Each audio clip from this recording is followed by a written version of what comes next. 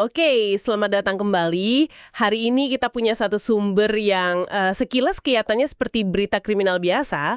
Satu artikel dari tribunbulukumba.com, isinya soal rekap kasus narkotika di Bulukumba sepanjang tahun 2025. Tapi kalau digali lebih dalam, cerita di baliknya ini ternyata jauh lebih rumit. Jadi, mari kita bedah sama-sama. Data utamanya begini. Polisi melaporkan ada 184 tersangka sepanjang tahun. Angka yang cukup besar ya untuk satu kabupaten. Betul. Angka itu sendiri sudah jadi penanda. Tapi yang lebih menarik di sini bukan cuma jumlahnya, tapi siapa sebenarnya orang-orang ini.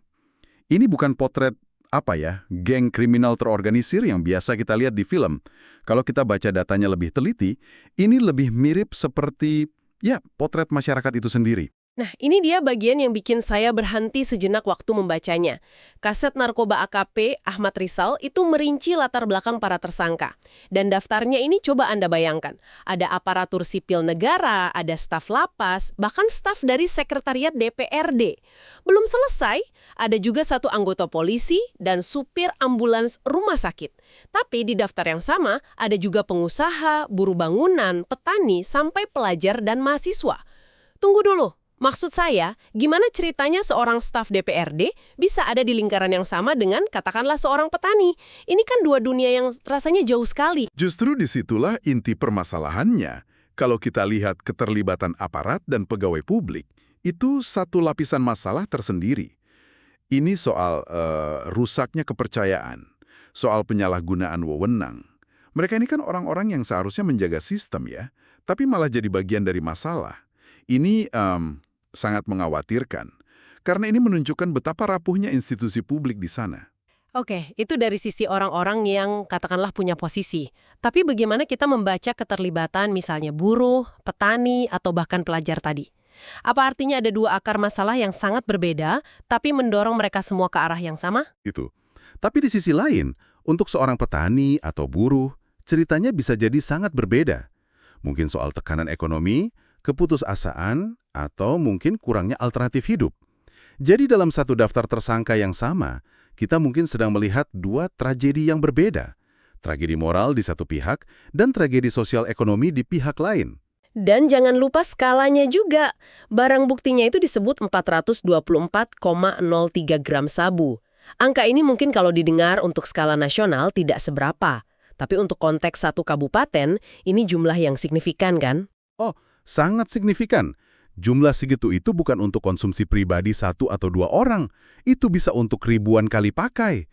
Artinya apa? Artinya di sana itu sudah ada pasar yang terbentuk dengan baik. Ada permintaan, ada penawaran, dan berjalan cukup terstruktur. Jadi ini bukan lagi sekedar kasus beberapa pemakai iseng, tapi sudah jadi sebuah ekosistem kejahatan lokal yang aktif. Jadi, kalau kita coba rangkum ya, dari satu artikel berita ini saja kita bisa dapat gambaran yang utuh. Bahwa masalah narkotika di Bulukumba tahun 2025 itu bukan masalah kelompok pinggiran. Ini adalah cerminan masalah yang sudah masuk ke berbagai institusi dan kelas sosial. Dari kantor pemerintahan sampai ke ladang pertanian. Tepat sekali. Laporan polisi ini berhasil menjawab pertanyaan siapa yang tertangkap. Tapi data ini justru melahirkan pertanyaan lain yang jauh lebih dalam dan belum terjawab. Mengapa? Mengingat latar belakang mereka yang begitu beragam, pertanyaan yang mungkin tersisa untuk Anda renungkan adalah retakan sosial atau tekanan ekonomi seperti apa yang ada di sebuah komunitas yang bisa membuat seorang abdi negara dan seorang petani berakhir di sel penjara yang sama karena terjerat dalam masalah yang identik? Adanya koreksi anggota kami ini luar biasa dan kami sangat terbuka. Kami tidak menutup diri, ada beberapa oknum anggota kepolisian yang mungkin melanggar kode etik profesi kepolisian. Itu kita akan tindak tegas. Selanjutnya rekan-rekan yang memasuki malam pergantian tahun.